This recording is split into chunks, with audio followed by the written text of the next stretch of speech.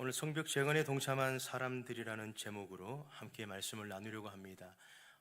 우리 예람 청년부에서 이 3장을 가지고 3번을 나눠서 설교를 했기 때문에 사실 한 3시간에 걸쳐서 해야 되지만 압축해서 이렇게 친절하게 좀 설교를 하려고 합니다.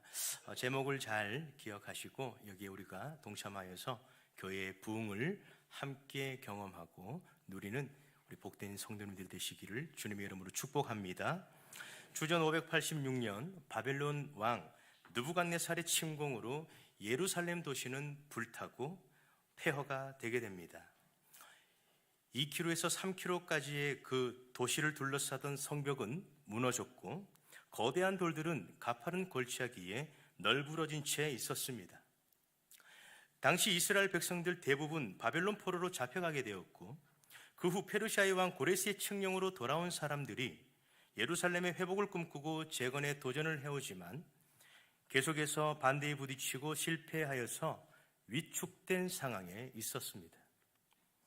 그렇게 예루살렘은 140년이 넘게 방치된 채 황폐화되어 갔습니다. 그런데 그 황폐해진 예루살렘의 소식을 계속해서 듣고 아파하던 한 사람이 있었습니다. 바로 느헤미야였습니다. 느헤미야는 페르시아에 있었지만 예루살렘이 불탔다는 소식을 듣고 예루살렘의 회복을 위해서 기도하며 준비했던 사람, 그 한 사람이 바로 느헤미야였습니다. 그런 그가 드디어 하나님의 인도로 아닥사스다 왕의 조서를 갖고 예루살렘 총독으로 부임하게 됩니다.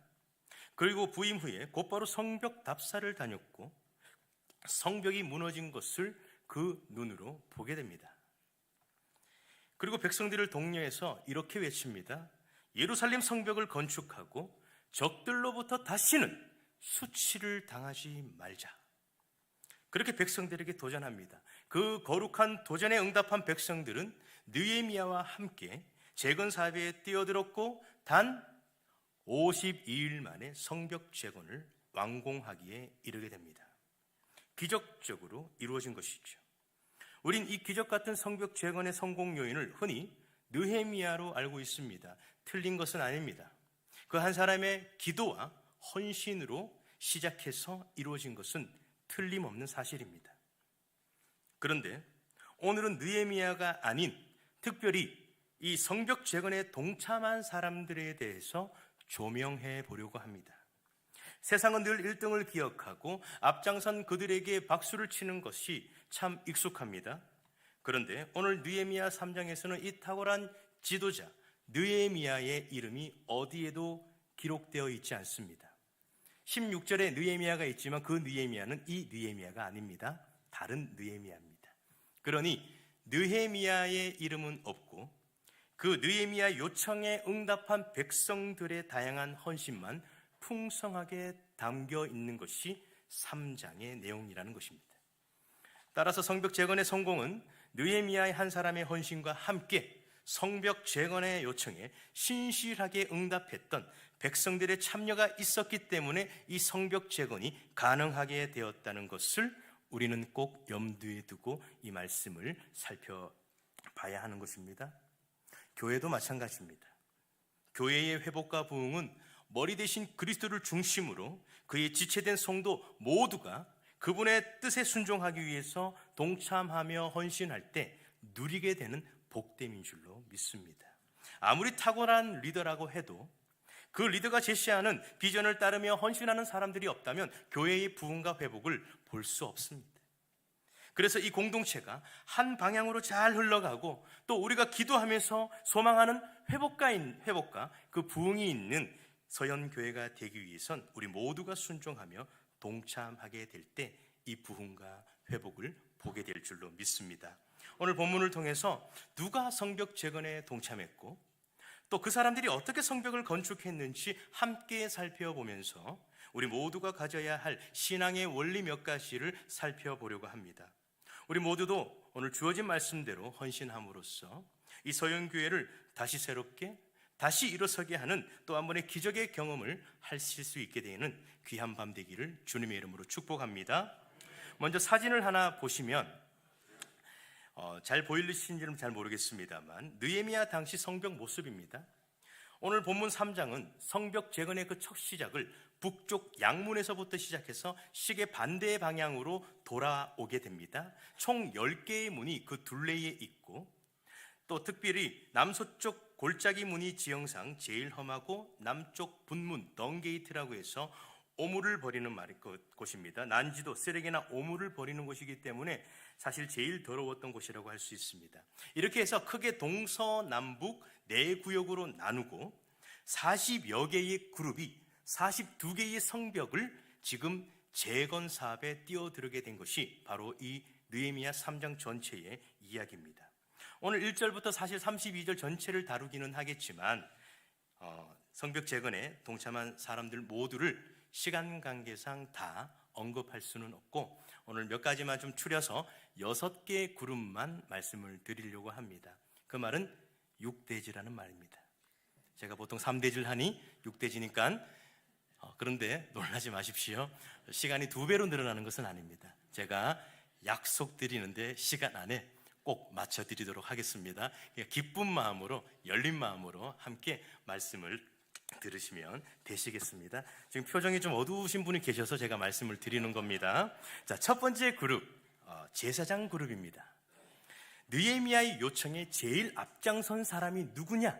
바로 이 제사장 그룹이었습니다. 1절입니다. 그때에 대제사장 엘리야십이 그의 형제 제사장들과 함께 일어나 양문을 건축하여 성별하고 문짝을 달고 또 성벽을 건축하여 함메야 망대에서부터 하나델 망대까지 성별하였고, 자, 제사장, 특별히 대제사장 엘리야십과 그의 형제 제사장들이 함께 건축한 곳은 북쪽에 위치한 양문과 망대라고 기록하고 있습니다. 우선 양문은 십게이트라고 해서 제사에 바쳐질 양들을 끌고 지나가는 문이었습니다. 여기 원활한 제사를 위해서 예루살렘 성전과 제일 가까이에 위치해 있었던 문이고, 그래서 이 문 밖 주변으로는 양을 사고 파는 시장이 형성되어 있었을 것입니다. 그래서 이 양문은 이스라엘의 제사와 관련되어 있었기 때문에 이스라엘 공동체에서 가장 특별히 영적으로 중요한 곳이 바로 이 양문이었습니다. 그리고 망대는 높은 곳에서 적들의 침입과 동향을 파악하기 위해서 성문 위나 모서리에 세워진 파수대입니다. 이들은 함메야와 하나델 망대 이 두 망대를 양문과 그리고 그 다음에 위치한 어문 사이에 세우게 됩니다. 여기에 망대를 세웠다는 건 북쪽으로부터 적들의 공격이 많았던 곳이라고 볼 수 있습니다. 그래서 이 망대는 사실 군사 전략적으로 매우 중요한 곳이었습니다. 지금 대제사장과 제사장들이 함께 일어나서 한 일이 바로 이 영적으로 군사적으로 가장 중요한 거점으로 이 양문과 망대를 먼저 세웠다는 것입니다. 그리고 양문과 망대를 성별해서 하나님께 봉헌식을 올렸습니다. 사실 이 성벽 재건에 대한 전체 봉헌식은 12장 27절로 가면 기록되어 있는데, 그때 온전히 치러지게 된다는 것입니다. 예루살렘 성벽을 봉헌하게 되니 각 처에서 레위 사람들을 찾아 예루살렘으로 데려다가 감사하며 노래하며 재금을 치며 비파와 수금을 타며 즐거이 봉헌식을 하려 하며. 자, 그런데 지금 성벽 재건 전에 양문과 망대를 특별히 먼저 구별해서 봉헌했다는 것입니다. 이 재건 공사의 중요성을 알았기 때문에 지금 특별히 구별했다는 것으로 의미할 수 있습니다. 그래서 그들은 무너진 성벽 주위에 널브러진 돌들을 치우고 그 중심에 주춧돌을 놓고 쌓아 올린 뒤 그곳을 성별했던 것입니다. 지금 이 양문과 망대를 성별하는 장면은 무엇을 의미하는 것입니까? 이스라엘의 영적인 지도자들이 양문을 세움으로 지금 이스라엘의 예배를 회복시키고 있는 장면입니다. 예배 가운데 임재하실 하나님을 기대하는 것입니다. 여기 망대는 왜 세웠습니까? 망대를 세움으로써 적들의 동향을 살피고 수비하기 위해서, 요새화하기 위해서 지금 망대를 다시 세우고 있는 것입니다. 적들의 공격에 대비하고 다시 전쟁을 해보겠다는 의지를 망대를 세움으로써 지금 결단하고 있는 것입니다. 이렇게 예배를 회복함으로 새로운 부흥을 기대하고 있는 장면인 것입니다. 이렇게 재건의 그 첫 걸음은 예배 회복에 있다는 것입니다. 그리고 내 안과 밖으로 그 무너진 것들을 치우고 새롭게 싸워보자는 그 영적 전쟁을 위한 결단들이 지금 재건의 첫 시작이었습니다. 부흥과 회복의 시작은 어디에 있냐면 예배에 있다는 것입니다. 그렇다면 우리에게 허락하신 교회를 한번 돌아볼까요? 우리는 살아있는 예배, 영적인 전쟁을 하기 위한 준비가 잘 되어 있는 공동체인지, 우리가 이처럼 영적 준비를 잘 하기 위해선 눈여겨볼 것이 하나 있습니다. 이스라엘의 가장 중요한 양문과 그 망대 세우는 일을 누가 하고 있느냐 하는 것입니다. 이스라엘의 영적 지도자들이 먼저 일어서서 앞장서서 그 일을 감당하고 있는 것입니다. 영적 지도자들이 이렇게 중요하다는 것이죠. 그런 의미에서 이 자리에 계신 우리 귀하고 복된 성도님들께 제가 간절히 부탁드리는 것이 하나 있습니다. 교회 지도자들이 앞장서서 예배를 회복하고 영적 전쟁에 잘 대비하고 준비될 수 있도록 간절한 마음으로 뒤에서, 앞에서, 옆에서 기도해 주셔야 될 줄로 믿습니다. 성도님들께 이렇게 제가 요청하는 이유가, 그 근거가 저에게 있는 것이 아니라 성경에 있습니다. 여러분들의 기도와 외침이 교회 지도자들에게 얼마나 큰 힘이 되는지를 보여주는 본문이 하나 있는데 2장 17절입니다. 눈으로 한번 읽으시면 되겠습니다. 후에 그들에게 이르기를 우리가 당한 공경은 너희도 보고 있는 바라. 예루살렘이 황폐하고 성문이 불탔으니 자 예루살렘 성을 건축하여 다시 수치를 당하지 말자 하고 라고 느헤미야가 성벽 답사를 다니고 그리고 무너진 그 현장에서 많은 사람들, 모든 귀족들과 민장들을 불러서 지금 외친 이야기입니다. 그리고 나서 3장 1절이 시작하는데 그 시작이 그때에 라고 있죠. 그때의 지도자들이 일어섰다고 했습니다. 그때는 느헤미야의 외침이 있고 난 후를 말하고 있는 것입니다. 대제사장과 제사장들은 그 외침을 듣기 전에 무너진 현장에서 그냥 그곳에서 무기력하게 있었을 뿐입니다. 그런데 느헤미야가 황폐한 그곳에서 외치자 그 간절한 외침이 이 영적인 지도자들을 깨우면서 도전을 불러일으켰다는 것입니다. 가끔 교회 안에서 성도님들이 지도자들이 앞장서서 잘 해야지 하고 한 발짝 물러서는 것을 교회의 미덕이라고 생각할 때가 많이 있는 줄 압니다. 그런데 뒤에서 지켜봐주면서 기도하면서 응원하는 것과 그저 무관심하게 방치하고 그냥 무심하게 지켜보고 방관하는 것은 엄연히 다르다는 것을 우린 잘 기억하셔야 합니다. 더욱이 지도자들의 일을 판단만 하는 것은 건강하지 않다는 것을 꼭 염두에 두시고 이 말씀을 조금 더 살펴봤으면 좋겠는데요. 느헤미야는 왕도 아닙니다. 제사장도 아닙니다. 고위 관리자이긴 해도 쉽게 말하면 일반 백성입니다. 그런데 그가 비전을 품고 기도하면서 외쳤더니 영적 지도자들이 도전받고 일어섰다는 것입니다. 우리 공동체도 마찬가지입니다. 우리 사역자들 역시 사람입니다. 그래서 영적 침체를 겪을 때가 있습니다. 안 그런 것처럼 보이지만 지칠 때가 있고 힘들 때가 있고 무너져 있을 때가 있습니다. 그저 잘 지내겠지라고 생각하지 마십시오. 똑같이 고민하고 똑같이 아파하고 똑같이 넘어진다는 것입니다. 그런데요, 분명한 것은 지도자들 역시 누군가의 기도와 열정적인 모습 때문에 다시 도전받고 새 힘으로 일어설 수 있음을 지금 보여주고 있다는 것이죠. 바라고 소망하는 것은 이 자리에 계신 분들이 느헤미야처럼 무너진 곳의 회복을 위해서 하나님의 비전을 품고 기도하실 수 있기를 간절히 바라고, 또 그런 여러분의 모습에 지도자들을 포함해서 우리 모든 교회, 온 교회가 도전받아서 황폐한 현장에서 다시 한번 해보자는 결단들이 세워지고 회복되는 은혜의 현장들이 될 수 있기를 우리 주님의 이름으로 축복하고 소망합니다. 이제는 재건을 거룩하게 시작하는 이런 좋은 분위기에서 찬물을 확 끼얹는 한 그룹이 등장하게 됩니다. 바로 두 번째 그룹, 드고와 귀족들이었습니다. 5절인데요. 한번 같이 읽겠습니다. 시작.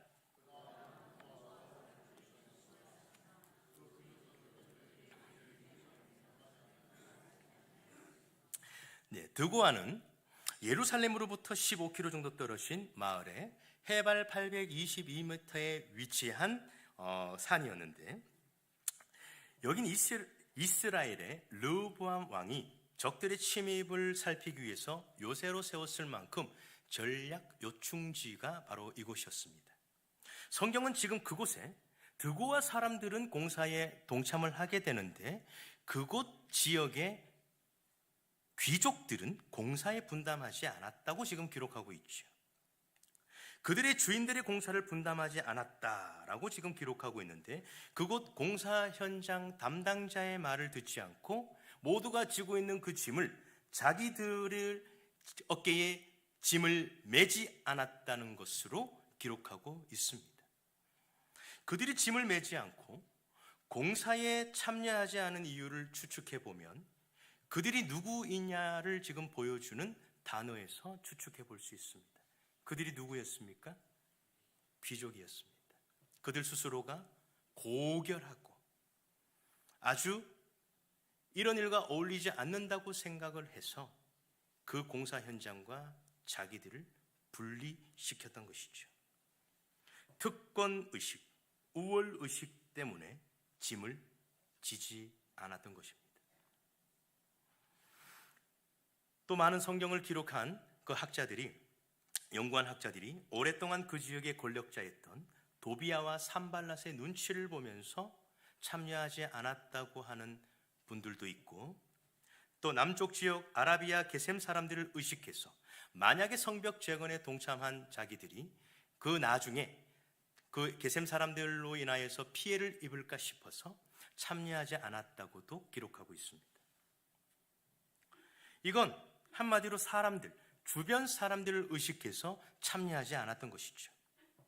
이렇게 하나님의 사역은 진행되고 있는데 자신들의 특권의식과 우월의식과 주변의식 때문에 이 공사 현장에 참여하지 않고 그 현장으로부터 멀어진 것을 기록하고 있습니다. 그런데 그런 그들의 모습을 누가 지금 지켜보고 있습니까? 지금 이들의 불성실한 태도를 누가 기록하고 있습니까? 느헤미야가 그 공사 현장을 다 지켜보고 기록했던 것입니다. 드고아의 귀족들은 공사를 분담하지 않았더라. 드고아 귀족들이 공사 현장에 나서지 않았다는 기록이 이 느헤미야를 통해서 장차 한 2400에서 2500년 정도까지 기록되어서 그들의 가문과 그들의 공동체의 불명예로 남아있다는 것을 지금 우리가 보고 있습니다. 그렇습니다. 지금도 하나님은 우리의 섬김을 다 보시고 기억하고 계십니다. 나중에 청산할 때가 오면 이 핑계에 저 핑계를 대면서 빠졌던 것, 우리가 어떻게 그 일을 할 수 있습니까? 하고 우리 특권의식, 어떤 우월의식, 어쩌면 주변의식 때문에 밀어냈던 수많은 교회의 일들을 지금 나중에 청산할 때가 오면 그때 그렇게 지적하고 책망받을 때가 있다는 것입니다. 그러니 권면드리고 싶은 것은 교역자들과 또 기관의 리더들이 이런저런 일을 부탁해 오실 때 거절하지 않으셨으면 해요. 특별한 사정이 있다면 모든 것을 이해하는 것이 또 교회지요.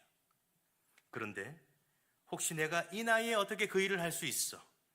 아니 그건 내 생각과 달라서 난 못해요. 아니 내가 어떻게 살아왔는데? 이러면서 그런 요청을 밀어내는 그런 거절의 말씀들을 하지 않으셨으면 좋겠어요. 여러분 할 수 있습니다. 마음을 달리 먹으면 뭐든지 할 수 있다는 것입니다. 그러니 주변 사람들 눈치 보지 마시고 특별히 내가 살아온 그 경험과 경력이 교회 일보다 우월하다고 생각하지 않고 최선을 다해서 순종하시면 반드시 공동체에 큰 복이 될 줄 믿습니다. 드고아 그룹을 조금 더 살펴보면 5절에 드고아 귀족들은 공사를 분담하지 않았지만 반면에 드고아 평민들은 참 수고했습니다. 4절을 보면 바나의 아들 사독 다음으로 자기 구역에서 일했다고 기록하고 있습니다. 북서쪽 어문과 옛문 사이의 성벽을 감당한 것으로 기록되어 있습니다. 그런데 27절로 넘어오면 드구와 사람이 바로스의 아들 부다야의 다음으로 한 부분을 중수하여 내민 큰 망대와 마주대한 곳에서부터 오벨 성벽까지 이르렀다, 이렇게 기록되어 있습니다. 여긴 어디냐면 동쪽에 위치한 수문과 마문 사이의 벽을 가리키고 있습니다. 무슨 말입니까? 드고와 사람들은 자기가 맡은 공사 외에 반대쪽 한 구역을 더 맡았다는 이야기입니다. 지금 여기에서 교회 공동체를 풍성하게 만드는 원리를 하나 발견할 수 있습니다. 바로 형제의 짐을 지는 것입니다. 공동체 안에는 드고와 귀족들처럼 지금 자기 의무를 감당하지 않은 사람들이 생길 수 있습니다. 그런데 그때 사람들의 모습을 보면서 정죄하거나 불평하는 것이 아니라 오히려 묵묵히 그 짐을 자기가 받아지고 그들의 몫을 한 번 더 감당해 버리는 것입니다. 분명 그 몫을 감당할 때 그 짐의 무게로 힘들 수 있겠지만 누군가가 그것을 짊어지게 되면 어떻게 됩니까? 공동체의 빈 공백들이 채워지게 되는 것이죠. 이게 공동체를 풍성하게 만드는 또 하나의 원리라는 것입니다. 교회 안에는 분명 연약한 사람들이 있습니다. 일을 하다가 펑크 내는 사람들이 있을 수도 있습니다. 혹시 그들로 생긴 공백들이 있다면 함께 그 짐을 져주기를 원합니다. 사실 우리에겐 형제들의 짐을 대신 지고 갈 수 있는 분명한 이유가 하나 있습니다. 바로 우리 예수님 때문에 그렇습니다. 이미 주님께서 우리의 죄와 그 연약함을 모두 대신 지시고 십자가에 죽으셨기 때문에 그렇습니다. 그렇게 우리가 주님께 진 그 빛을 기억한다면 우리가 형제들을 위해서 지지 못할 짐은 없다는 것이죠. 그렇게 우리 형제들의 짐을 지게 될 때 공동체의 공백은 채워지고 또 부흥하게 될 줄로 믿습니다. 이런 공동체가 우리 공동체가 되기를 주님의 이름으로 축복합니다. 세 번째 그룹입니다. 금장색과 향품 장사하는 자들입니다. 8절인데요. 우리 한번 같이 읽어보겠습니다. 시작. 다음은 금장색 할레아의 아들 우시엘 등이 중수하였고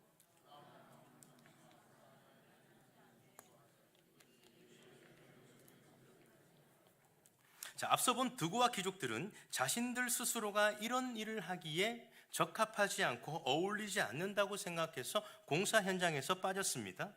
그런데 본문은 그와 반대로 성벽 공사와는 진짜 어울리지 않는 한 그룹을 소개하고 있는 것입니다. 바로 향품 장사와 금장색입니다. 금장색은 금이나 은을 세공해서 고급 장신구를 만드는 사람들입니다. 또 향품 장사는 으깨진 꽃잎에서 추출된 여러 가지 기름들을 제조해서 지금 향료를 만들고 귀족들에게 납품을 했던 사람들이 바로 이 향품 장사였습니다. 이들은 평생 향긋한 냄새를 맡으면서 일했던 사람들입니다. 직업상 고도의 어떤 그 집중력을 요구하는 작업을 해왔고 특별히 그들의 손과 눈과 후각이 생명이었던 사람들이었습니다. 중요한 건 둘 다 중요한 이 무거운 돌들을 옮기고 이고 하는 이 모든 일들이 어울리지 않는 사람들이라는 것이죠. 육체적인 노동과 적합하지 않았던 사람들입니다.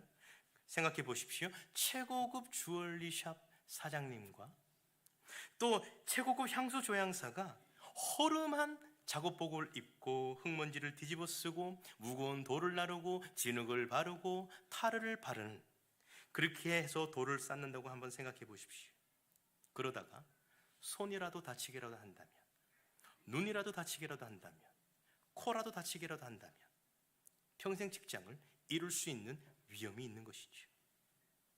그런데 그들은 위험을 감수했고 그 성벽 재건에 동참했고, 그리고 그것들을 지금 이 사람들이 그 성벽 재건을 했다는 그 표현을 더 극대화하기 위해서 어떤 표현을 썼냐면 넓은 성벽을 건축했다고 기록하고 있습니다. 더 많은 시간, 더 많은 물질을 내어놓고 섬겼다는 것입니다. 혹시 성도님들의 직업과 경험이 교회의 일과 비교해서 하찮은 일이라고 또 자기와 어울리지 않다고 생각해서는 절대 안 된다는 것을 다시 한 번 더 꼭 새기셨으면 해요. 오히려 전혀 어울리지 않는 그 자리에서 여러분들의 더 많은 시간과 물질을 내어놓고 섬길 때 오늘 금장색이 빛는 그 어떤 보석보다 더 영롱한 빛을 발할 것이고, 또 향수 조향사가 제조하는 그 어떤 향수보다 더 진하고 깊은 향기를 풍기게 될 줄로 믿습니다. 그러니 섬길 때 발생할 그 위험과 부담을 우리 생각을 좀 뛰어넘어서 하나님께 맡겨드리고, 그리고 기회가 주어질 때 함께 공동체를 섬기실 수 있는 저와 여러분들이 되시기를 주님의 이름으로 축복합니다. 네 번째 그룹입니다. 고위 관리직의 자녀들인데 9절 11절입니다. 12절입니다. 제가 읽어드리겠습니다. 9절입니다. 그 다음은 예루살렘 지방의 절반을 다스리는 후르의 아들 르바야가 중수하였고, 12절입니다. 그 다음은 예루살렘 지방 절반을 다스리는 할로에스의 아들 살룸과 그의 딸들이 중수하였고 라고 기록하고 있죠. 지금 예루살렘 지방 절반을 다스리는 두 사람이 등장합니다. 예루살렘 지역의 절반을 다스리는 그 자녀들이 건축에 참여했다고 했습니다. 한마디로 초고위층 자녀들입니다. 지금 권력과 재력이 갖춰진 집의 아들과 딸들이 위험하고 힘든 공사 현장에 동참했던 것이죠. 아버지가 내보냈듯이 자녀들 스스로 나갔든지 둘 다 일반적인 것은 아닙니다. 보시면 딸들도 나섰다고 했습니다. 아시다시피 당시 남성 중심 사회였기 때문에 여성들은 안 나가도 그만이고 신경도 안 쓸 텐데, 지금 그럼에도 불구하고 여성들이 성벽 공사에 참여했다는 것은 대단히 이례적인 일이고 특별한 일이라는 것입니다. 요즘 사회가 아파하는 것 중에 하나가 뭡니까? 가진 자들의 편법과 위력으로 모든 책임을 회피하는 것입니다. 특히 공직자들의 자녀들이 조금이라도 편하도록 그 병역을 기피하고 혹여나 가더라도 더 쉽고 쉬운 그런 보직으로 옮겨지는 것 때문에 서민들과 젊은 청년들의 공분을 사는 것 아니겠습니까? 물론 우리가 그들을 비난하기보다 우리도 사실 그런 힘이 생기고 가지게 된다면 그럴 위험이 있다는 것을 염두에 둬야 하겠습니다. 얼마든지 유혹을 받을 수 있다는 것입니다. 그런데 분명한 건 부모들이 자녀들이 고생할 것을 안다면 마음 편한 부모들은 없다는 것이죠. 자녀들이 편한 삶을 살길 바라는 것은 부모들의 당연한 심리라고 할 수 있습니다. 그런데 오늘 본문에 등장하는 지역의 유지들은 자녀들을 공사 현장에 내보냈습니다. 그리고 자녀들 역시 아버지의 후광을 입고 해야 할 일들을 회피하지 않고 동참했다는 것에 있습니다. 성벽 재건을 위해서 거칠거칠한 예루살렘 노동 현장 속으로 귀족의 자녀들이 뛰어 들어가게 된 것입니다. 여러분들께서 한 번쯤 들어보신 귀족은 의무를 진다라는 뜻을 가진 노블레스 오블리주라는 것을 한 번쯤 들어보셨을 겁니다.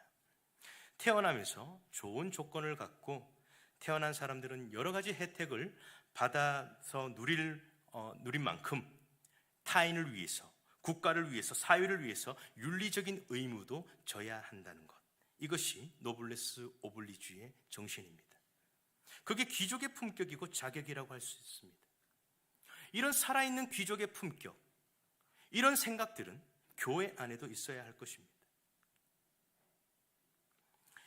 우리에게 허락하신 귀한 것들 하나님 앞에서 공동체로 흘려보내야 된다는 것입니다. 여러분들 가운데 혹시 물질이 좀 풍요로운 분 계십니까? 그러면 그 물질을 흘려보내셔야 된다는 것입니다. 그 물질이 여러분의 우상이 되어서는 안 됩니다. 우리가 맡은 것들은 반드시 마지막 때가 오면 결산할 때가 옵니다. 그때 책망받지 않으려면 움켜진 것을 펴서 주변과 공동체로 흘려보내야 된다는 것이죠. 건강도 마찬가지입니다. 흘려보내셔서 주님의 몸된 공동체에 그 필요에 따라 헌신하셔야 됩니다. 너무 몸살이지 않으셨으면 해요. 또 시간이 많으십니까? 그러면 다른 데 말고 교회 하층 이 예배실에 오셔서 교회를 위해서 중보 기도도 많이 해주시기를 바랍니다. 그 귀한 시간을 TV나 유튜브에서 소비하지 말고 하늘에 적립하면 그 얼마나 귀한 일이겠습니까? 그 복된 사역에 동참해 주십시오. 특별히 집에 뒹굴뒹굴하는 자녀들 있습니까? 저희 예람 청년부 재건 사업이 시작됐습니다. 지금 다른 곳에 정착했다면 혹시 모르겠지만 그렇지 않고 말 그대로 뒹굴뒹굴하고 있다면 용돈을 좀 더 주시든지 아니면 용돈을 끊든지 무슨 수를 써서라도 예람 청년부에 가봐라, 재건 사업이 시작됐단다, 그런 마음으로 좀 애써서 한번 보내보십시오. 그래서 마음에 안 들면 그건 다 제 책임이니까 그때 책임을 물으시고, 그것 아니면 이 재건 사업에 여러분의 자녀들을 한번 보내보십시오. 다 큰 자녀들을 어떻게 든지 꼬셔보려고 하는 그 힘듦을 제가 모르는 바는 아니지만 그 답답함도 제가 이해가 됩니다. 그만큼 어렵다는 것도 제가 잘 압니다. 그런데 그렇다고 한다면 그냥 혼자 끙끙 앓지 마시고 기도 제목 만드셔서 저 개인적으로 저를 만나시든지 저에게 톡을 주시든지 그렇게 해서 만남의 기회도 좀 만드시든지 우연을 가장한 그런 거 있죠? 우연을 가장한 만남 그런 거 하시면 제가 우선순위를 두고 그 가정, 우리 성도님들의 가정과 자녀를 위해서 동참하고 또 그렇게 회복을 위해서 노력하겠습니다. 저 혼자 힘으로는 절대 될 수 없는데 제가 와서 보니 우리 지금 회장님도 참여하고 있지만 우리 임원들이 너무너무 좋은 분들이 지금 세워져 있어요. 너무너무 귀해요. 그리고 리더들 정말 행복할 만큼 탁월한 아이들이 세워져 있어요. 제가 첫 주 예배 때 20명이 채 안 된 그 첫 주 예배를 드리면서 교회를 잘못 왔다, 내가 실수했다, 그 생각을 잊을 수가 없는데, 그런데 그 다음 주부터 하나님이 그 주간의 은혜를 많이 주셨어요.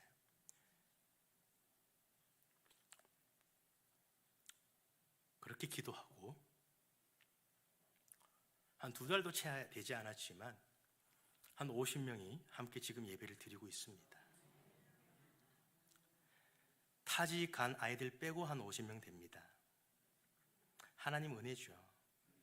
그리고 저는 숫자보다 아이들 표정 때문에 더 행복해요. 웃어요. 처음엔 안 웃었거든요. 인사도 안 했거든요. 그래서 잘못 왔구나. 하나님은 실수하지 않으시는데 이번만큼은 실수하셨구나. 왜 그러셨는지 이해를 할 수 없는 한 주간을 보내다가 지금 2달 넘어가고 3달 넘어가는데 너무너무 행복해요. 그래서 제가 사실 에너지가 그렇게 많은 사람이 아니거든요. 보이는 건 에너지 많게 보이지만 제가 MBTI가 I입니다. I. 안 믿기시겠지만 제가 I입니다. 최근에 더 극 I라서 혼자 있는 거 너무 좋아하거든요. 근데 우리 귀한 청년들 만나면서 회복이 많이 됐어요. 사역세포가 없는 줄 알았더니 사역세포가 조금씩 생기더라고요. 그래서 힘을 다해 사역하고 있습니다.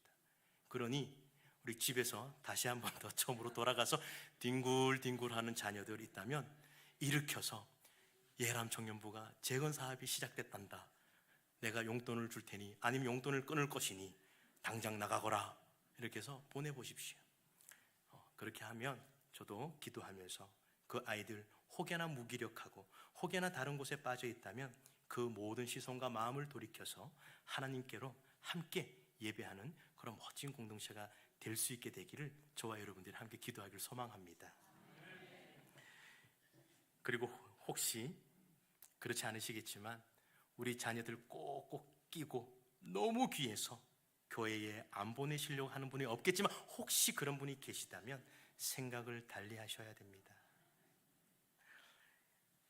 우리 부모님들이라면 당연히 자녀들을 폼나는 곳에 그리고 배움이 있는 곳에 세우고 싶어 하는 마음들을 제가 모르는 바 절대 아닙니다. 그런데 우리 공동체 안에도 많은 섬김의 손길이 필요하다는 것, 이 자리에 계신 분들은 다 아실 겁니다. 교육부서도 마찬가지고 또 여러 가지 기관들 가운데 필요한 손길들이 있습니다. 우리에게 허락하신 이 공동체의 재건과 부흥을 위해서 그 몸부림을 하나님은 다 기억하시기 때문에 그렇게 헌신하는 손길을 통해서 역전시켜 주시고 아름다운 열매도 맺게 해주실 줄 믿습니다. 그래서 성도님들의 자녀가 그 일에 헌신함으로 그 복된 열매를 누리고 또 어디 가서든지 하나님의 능력으로 살아가는 귀하고 복된 자녀들이 되기를 소망합니다. 그래서 꼭 부탁드리고 싶은 것은 여러분들의 헌신 옆에 우리 자녀들을 세워서 함께 이 공동체를 세워나가는 그 일에 우리 모든 가정이 동참하실 수 있게 되기를 주님의 이름으로 축복합니다. 다섯째 그룹입니다. 13절 14절인데요. 골짜기 문은 한운과 사노아 주민이 중수하여 분문은 베닥게렘 지방을 다스리는 레갑의 아들 말기야가 중수하여. 자, 먼저 사노아 마을 사람들이 골짜기 문을 중수했다고 기록하고 있습니다. 늪지대라는 뜻을 가진 사노아는 포로 귀환민들이 살았던 작은 공동체였습니다. 그런데 그들이 성벽주의 지형상 가장 힘든 골짜기 문을 구역을 맡게 된 것입니다. 제가 아까 전에 쓰레기문 그리고 분문을 소개했던 이유가 있습니다. 그 분문, 그 쓰레기문이 가장 어려운 곳이거든요. 그런데 가장 어려운 곳에 가장 적은 지역의 사람들이 지금 갔다는 것입니다. 성읍 안이 또 특별히 지금 보시면 분문은 레갑의 아들 말기야가 맡아서 중수했다고 했습니다. 이 사람 또한 지방의 유지입니다. 그 아들이죠. 자, 쓰레기문입니다. 성읍 안이 더럽혀지지 않도록 시중의 쓰레기와 오물을 실어 나르는 그 통과하는 그 문, 그래서 골짜기 밑으로 버리게 되거든요. 그 문, 이 두 곳의 특징이 뭡니까? 모두 열악한 환경이라는 것이죠. 위험하고 더럽고 폼이 안 나는 곳이 이 쓰레기문, 분문이었습니다. 사실 성벽 건축을 하더라도 좀 편하고 환경이 나으면 낫죠. 분문을 맡은 말기야의 경우를 보면 그 옆에 미스바 지방을 다스리는 골호세가 왕의 동산 근처 셀라못의 성벽을 중수했다고 했습니다. 거기에는 못이 있었습니다. 상상해보면 일을 마치고 수영을 했을 수도 있습니다.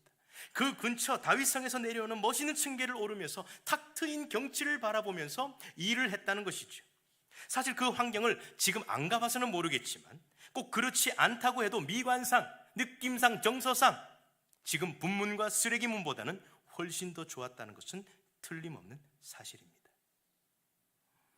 지금 골짜기 문과 분문을 맡은 자들이 다른 사람과 자신들의 작업 환경을 비교했다면 어떻게 될까요? 작은 공동체였던 산호와 마을 사람들이 우리 마을 사람들은 이렇게 적은데 왜 이렇게 어려운 골짜기 문을 해야 하나? 분문을 맡은 자들도 마찬가지입니다. 더럽고 냄새나서 못하겠는데 좀 치워놓고 시키든지 왜 이렇게 더럽고 힘든 것을 우리가 맡아야 해? 라고 불평하지 않았다는 것입니다. 누구는 중요한 망대나 양문을 세우고 또 경치도 좋은 곳에서 일하는데 우리는 이게 뭐야? 라고 비교하면서 일하지 않았다는 것입니다. 이들은 묵묵히 일했습니다. 교회도 이처럼 때로는 어려운 곳에서 일해야 될 때도 있고 모두가 꺼려해야 하는 그곳에 내가 가야 할 때가 있다는 것이죠. 대부분 사람들은 열악한 일보다 쉽고 편한 곳을 일하고 싶어 합니다. 그런데 모두가 주목받는 그곳에서 일을 하게 된다면 무슨 의미가 있겠습니까? 설령 아무도 알아주지 않고 그 일이 험하고 좀 모양 빠지는 일이라고 해도 우리 생각은 하나님이 알아주시면 그만이라는 생각으로 일하는 것이 더 복되지 않겠느냐 하는 것입니다. 교회 내에는 분명 멋있게 보이고 편해 보이는 곳이 있습니다. 그런데 반대로 모두가 꺼려하고 쉽지 않은 일들도 있다는 것입니다. 그런데 그것들 역시 누군가는 감당해야 된다는 것도 분명하지. 그래서 모두가 피하고 꺼리는 그 일이 있다 해도 이 자리에 계신 분들 중 누군가는 자신의 편의에 따라 공동체를 섬기는 게 아니라 공동체의 필요에 따라 우리가 헌신할 수 있게 되기를 주님의 이름으로 축복합니다. 마지막 여섯 번째 그룹입니다. 셀레마와 하논이라는 자들입니다. 30절인데요. 그 다음은 셀레마의 아들 하나냐와 살라베의 여섯째 아들 하논이 한 부분을 중수하였고, 자, 두 가정의 아들이 등장합니다. 특별히 성경은 살라베의 아들 하논이 중수했다고 했습니다. 여기에는 특징이 하나 있습니다.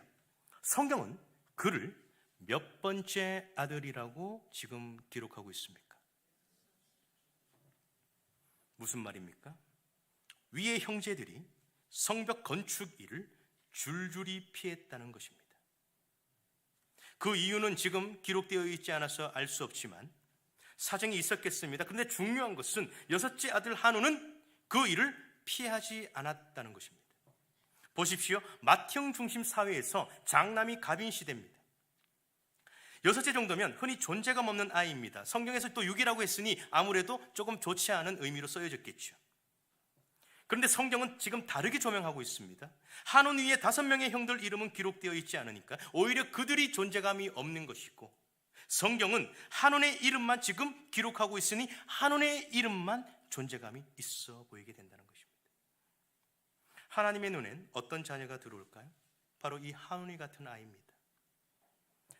저한테 맡겨준 일이니 제가 한번 해보겠습니다. 그저 저한테 한번 맡겨주십시오. 그런 자녀들이 아버지의 마음을 흡족하게 하는 것입니다. 사실 위험하고 험한 일이 닥칠 때면 피하는 것이 급급하죠. 그게 현실입니다. 저도 누군가의 요청을 수없이 거절해 본 적이 있고 또 수없이 그 거절을 당해 본 적이 있습니다. 거절은 그 어느 누구에게도 유쾌하지 않은 것입니다. 반대로 상대의 마음에 기쁨과 용기를 주는 게 뭡니까? 거절이 아니라 수용입니다. 허용입니다. 수락입니다. 오케이? 아니겠습니까? 누군가의 요청을 흔쾌히 허락하고 받아들일 때 상대방으로 하여금 큰 힘이 된다는 것을 우리는 너무너무 잘 알고 있습니다. 그리고 나의 부탁을 들어주는 그 한 사람은 내 마음에 깊이 각인되어서 오래오래 기억에 남게 되는 법이지요. 마찬가지로 여러분들이 하나님의 눈에, 하나님의 마음에 확 띄어지고 확 새겨지기 위해선 어떻게 해야 되냐면 이 한운이처럼 어떤 요청이 왔을 때 기쁨으로 그것을 수락하는 것입니다. 한 번쯤 경험들이 있으실 수 있는데, 교회 사역을 하다 보면 어떤 일이 여러 사람들에 의해서 거절되어서 우리에게까지 오는 경우가 간혹 있습니다. 집사님 지금 다 거절해서, 집사님마저 거절하면 진짜 아무도 없어요. 어떡해요? 이런 연락을 받을 때가 있죠. 그 연락 받을 때 어떡하십니까? 시간 없어요? 탁 끊으세요? 그러시면 안 된다는 말씀이에요. 지금 연락 오실지는 안 오실지는 알 수 없지만 혹시 연락이 오시면 전화를 끝까지 들으시고 그 일, 그 마음 제가 다 헤아릴 수 없지만 제가 느헤미야 3장 한온이를 기억하면서 순종하겠습니다. 전도사님, 목사님, 장로님 순종하겠습니다. 이렇게 요청을 받아주시면 우리 사람들의 마음에도 기쁨이겠지만 하나님의 마음이 얼마나 기뻐하겠냐는 것입니다. 요청에 응하시는 저와 여러분들이 되시기를 주님의 이름으로 축복합니다. 그래서 요청하는 자의 마음에 용기를 주고 희망을 주는 사람들로 기억되고, 특별히 그 섬김으로 하나님의 눈에 잊혀지지 않는 존재들로 새겨지는 귀한 우리 성도님들 되시기를 주님의 이름으로 축복합니다. 말씀을 맺으려고 합니다. 우리는 지금까지 성벽 재건에 참여했던 자들을 살펴봤습니다. 여기에 영적 지도자들, 지역 유지의 자녀들, 향품 장사, 세공업자, 여러 사람들이 동참했습니다. 또 설교에 다 담아내지 못한 많은 사람들이 있어요. 상인들이 있고 문지기가 있고 레위인들도 있고요. 예루살렘에서 거리가 먼 여리고, 미스바, 기브아 사람들이 있습니다. 온 성도들이, 지금 사람들이 동참하게 됩니다. 열심히 득심인 사람들도 많이 있었습니다. 이들 모두가 살아가는 터전들이 다 달랐습니다. 처지가 달랐다는 것입니다. 여기 그 누구도 한가한 사람은 없었다는 것입니다. 다들 먹고 살기 힘들고 바빴던 사람들이라는 것입니다. 그런데 각자 다른 환경이지만 빈부 기천을 뛰어넘어서 성벽 재건이라는 원대한 비전 아래에 모여서 각자 수고하며 헌신했다는 겁니다. 그래서 어떻게 됐습니까? 140년 동안 방치되었던 그 예루살렘을 단 52일 만에 성벽 재건을 완공하게 되었다고 기록하고 있습니다. 이렇게 많은 자들의 동참으로 성벽을 완공한 그 결과가 어떠한지를 6장 15절부터 16절인데요. 우리 한 목소리로 같이 읽겠습니다. 시작.